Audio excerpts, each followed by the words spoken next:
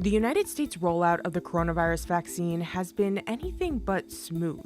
Pfizer's vaccine rollout has hit a major snag. Look, it's a logistical Rubik's Cube, let's face it. If the average Joe like us that needs them can't get them, who is getting them? Jim, was there a plan? Was there really a plan for distribution? Well, there were multiple plans, and that meant that there were no plans. As of early February 2021, more than 8% of Americans have received at least one dose of the vaccine. And there are concerns about disparities when it comes to which Americans have access. The Kaiser Family Foundation tracked data from 16 states that are reporting the races of vaccine recipients and found people of color were receiving the vaccine at much lower rates than white Americans.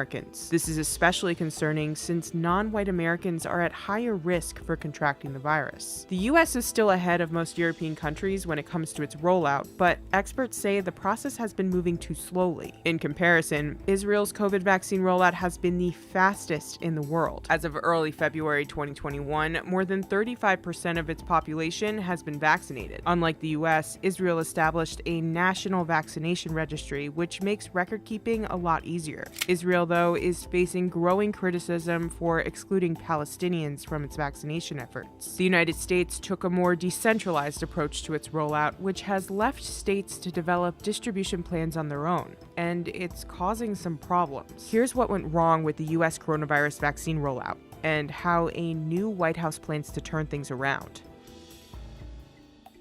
On May 15, 2020, the Trump administration launched Operation Warp Speed to accelerate development, production, and distribution of COVID-19 vaccines. Its goal was to have 20 million Americans vaccinated by the end of 2020. But once it came time to get shots into people's arms, the Trump administration turned the reins over to the states. This meant state and local health officials were left to piece together a massively complicated rollout operation without federal guidance or additional resources. That really requires an assembly line-like setup. It requires several weeks of planning. It requires making sure the complex storage is connected to individuals at the other end of the process. And for places that don't have all of that infrastructure and that expertise, they really need more technical assistance from the federal government. And unfortunately, Operation Warp Speed only really seemed to focus on the science and ultimately the development and approval of these vaccines, but not the logistics around distribution and administration. When the rollout began in December 2020, state and local officials ran into a slew of logistical issues, and many locations lacked the resources to distribute vaccines smoothly.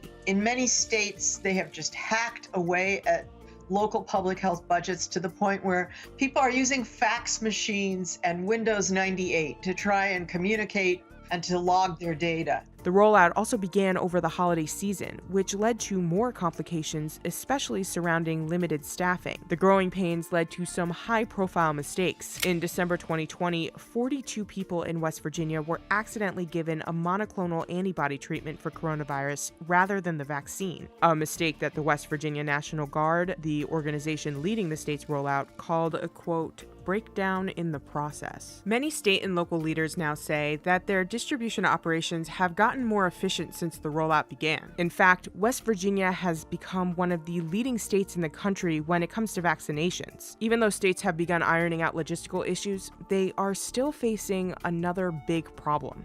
They don't have enough vaccines.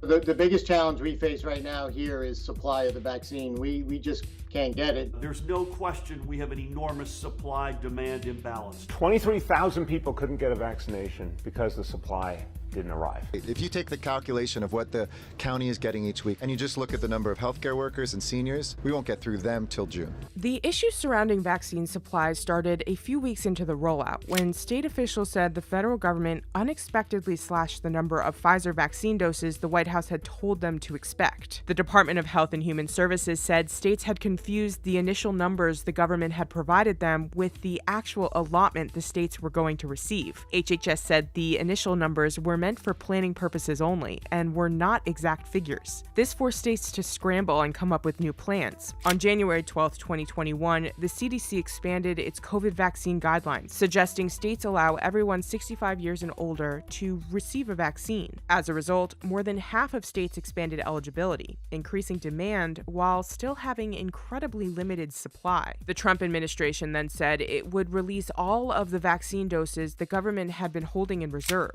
but the Washington Post reported that the vaccine reserve had already been exhausted when the administration made that announcement. Governors and local officials around the country said the lack of supply forced them to cancel vaccination appointments that people had made in advance. The Biden administration announced on January 26, 2021, that the federal government was working to purchase an additional 200 million vaccine doses from Pfizer and Moderna in order to get nearly every American fully inoculated by the summertime. There's also hope for Johnson & Johnson's single-shot vaccine candidate, which released promising results from its clinical trials on January 29, 2021. A single-shot vaccine would make logistics much easier and could seriously speed up the process. But there's still the issue of locating the vaccine supply that's currently missing around the country, and that will be a key challenge for the Biden administration. We are working closely with General Perna, with the manufacturers, with the states to understand exactly where the supply is. Right now, I think we still have vaccine on the shelves that we need to get into people. So we're looking at a rollout plan that will be diverse so that we can get to all people.